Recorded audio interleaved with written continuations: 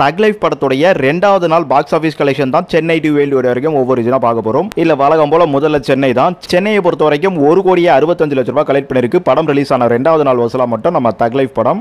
இந்த ரெண்டாவது நாள்ன்றது ஒரு வீக் டேவா இருந்தாலும் நிறைய தியேட்டரிக்கல் ஷோ வந்து உங்களுக்கு ஃபில் ஆகியிருக்கு, ஃபாஸ்ட் ஃபில்லிங் போயிட்டு இருக்கு. ஆனா நிறைய இடத்துல ஃபில்லிங்கும் ஆகாம இருக்கு.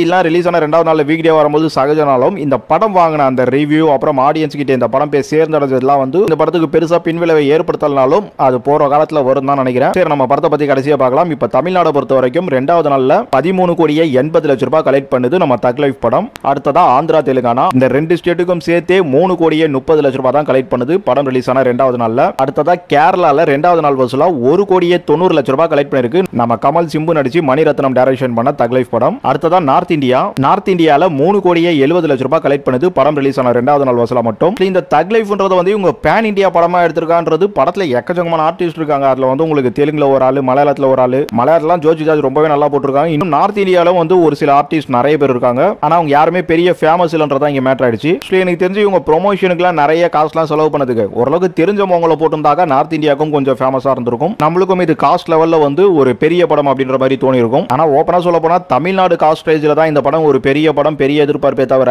மத்த லாங்குவேஜ்ன்றதெல்லாம் பேன் இந்தியா படம் சொல்லி பேன் இந்தியா ரேஞ்சில ஒருத்தவங்க பொறுக்கி போட்டுருக்காங்களே தவிர ஒரு நல்ல காஸ்ட் வால்யூம் இல்லைன்னு ஆயிடுச்சு. சரி, ஓகே. ஓவராலா இந்தியாவை பொறுத்த வரைக்கும் 22,70,00,000 கலெக்ட் பண்ணுது நம்ம தக் லைஃப் படம் ரிலீஸ் ஆன ரெண்டாவது நாள் வசூலா மட்டும். அடுத்ததா ஓவர்சீஸ்ல ரெண்டாவது நாள்ல 14,80,00,000 கலெக்ட் பண்ணும் நம்ம கமல் நடிச்சிருக்க தக் லைஃப் படம். சரி, இப்ப படத்தோட ரிவ்யூ மாதிரி சில விஷயங்கள் சொல்லிடலாம். படத்துல கமல், சிம்பு இவங்க ரெண்டு பேரும் அவங்களுக்கான வேலையை கரெக்டா பாத்துருக்காங்க. ஆனா மணிரத்னம் வழக்கம் போல சொதப்பிட்டார் தாங்க சொல்லுவேன். ஏன்னா மணிரத்னம் இந்த ஸ்டோரியை கரெக்டா எடுத்துட்டாரு, ஸ்கிரீன் பிளே வந்து ஓரளவுக்கு பண்ணிட்டாருனாலும் அவர் சொல்ல வந்த விஷயத்தை இங்க கரெக்டா சொல்ல வரலன்ற மாதிரி தான் இருக்கு. ஏன்னா கேங்ஸ்டருக்குள்ள எவ்வளவு படங்கள் வந்துருச்சு, அதுல என்ன எடுத்து இங்க என்ன சொல்ல போறோம். இங்க பொதுவா வட்டாரம் ஒரு படம் வந்திருக்கும், ஆரி, அது 2006 டைம்ல தீபாவளில வந்திருக்கும். அந்த படத்துக்குள்ள எல்லா விஷயத்தையும் ரொம்ப கிளவரா சொல்லிட்டு போயிருப்பாங்க. ஆனா இங்க எல்லாமே பாத்தீங்கன்னா ஏதோ தூவிட்டு போயிருக்காரு. நிறைய கேரக்டர் உள்ள கொண்டு வர 35-40 கேரக்டர் கிட்ட இந்த படத்தை நம்ம பேச வேண்டியதா இருக்கு. இப்பெல்லாம் வந்து ஒரு 10 கேரக்டர் வச்சுட்டு 5 கேரக்டர் வச்சுட்டு படத்தை செமையா ஹிட் பண்ணிட்டு போறாங்க. இப்ப டூரிஸ்ட் ஃபேமிலி ஆகட்டும், இன்னும் எவ்வளவு படங்கள் சொல்லிட்டான், ஒரு 2-3 கேரக்டர் வச்சு படத்தை ஈஸியா முடிச்சிருவாங்க. ஆனா இவங்க 35 கேரக்டர் கிட்ட உள்ள கொண்டு வந்து இவங்க தேவையில்லாத விஷயத்தெல்லாம் வந்து பிளே பண்ணிருக்காங்க.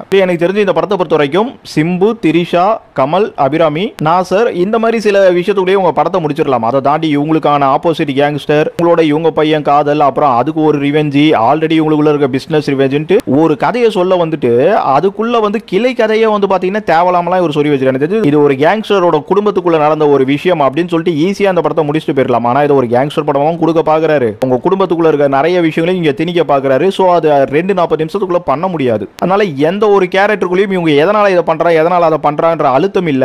இந்த படம்ன்றது ஒரு கேங்ஸ்டர் தன்னோட தொழில் ரீதியா ஒரு விஷயம் பண்ணும்போது ஒரு பாதிப்பு ஏற்பட்டிருக்கு. அந்த பாதிப்புக்கு வந்து அவர் உரிமை எடுத்துக்கிட்டு அந்த பாதிப்பை கிளியர் பண்ணி தரன்ற மாதிரி தான் ஆரம்பிச்சு போகுது. அந்த கதையே ஒரு ரொம்ப அழுத்தமா சொல்லியிருந்தாருன்னா இந்த படம் கண்டிப்பா ஹிட் ஆகிருக்கும். அதை தாண்டி ஒரு நிறைய பிளே பண்ணிட்டு போறாரு. சிம்பு வந்து திரிஷா மேல வந்த அஃபேரும், கமலுக்கு ஏன் திரிஷா மேல ஒரு அஃபேர் வந்ததுன்றதுக்குலாம் வந்து கரெக்டான ஒரு அழுத்தம் இந்த படத்துல இல்ல.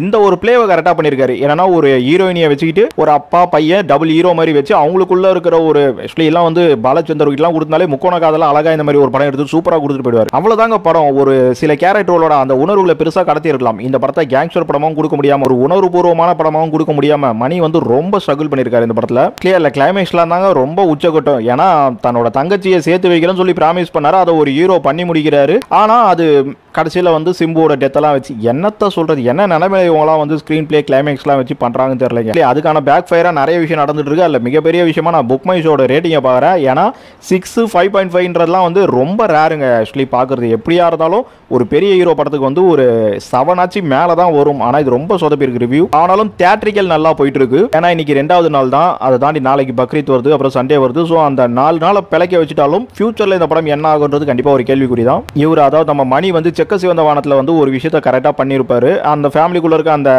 கேங்ஸ்டருக்கான விஷயம் என்னன்னு சொல்லிட்டு அதுல வந்து ஓரளவுக்கு இன்புட் இருந்துன்னு சொல்லலாம். ஆனா இங்க வந்து அதை ரொம்ப உழப்பி வச்சிருக்காரு. அது கண்டிப்பா படத்தோட இட்டுக்கு வந்து பேக் ஃபயர் அமையும். எனக்கு தெரிஞ்சு மணியும் வந்து அவுட் ரேட்டர் தான் சொல்லி ஆகணும். சங்கர் மாதிரி ஏதோ ஒரு ஃப்ளோல ஓடிக்கிட்டு இருக்காருங்க, அவ்வளவுதான். இவரோட மாஸ்டர் பீஸ் படங்களா இனிமேல் நம்ம எதிர்பார்க்க முடியல. ஆனா ஒரு மேக்கிங் மாஸ்டர் பீஸ் தான். அதுல இருந்து மனுஷன் கொஞ்சம் கூட வந்து மாறல. சரி, ஓகே. படம் ரிலீஸ் ஆன ரெண்டாவது நாள் தான். இருந்தாலும் ரொம்ப பெருசா பேச வேண்டியதா போயிடுச்சு. நிறைய விஷயங்கள் வந்து முதல் நாள்லயே பேசக்கூடாதுன்றதுனால தான் ரெண்டாவது நாள் பேசிட்டேன். இதுக்கு மேல படத்தை பார்த்துட்டு வந்து நீங்க கரெக்டா இருக்கா இல்லையன்றது பேசுங்க. நம்ம கடைசியா வேர்ல்டு வைட் வசூலா லைஃப் படம் ரிலீஸ் ஆன ரெண்டாவது நாள்ல மட்டும் 37,50,00,000 கலெக்ட் பண்ணும்.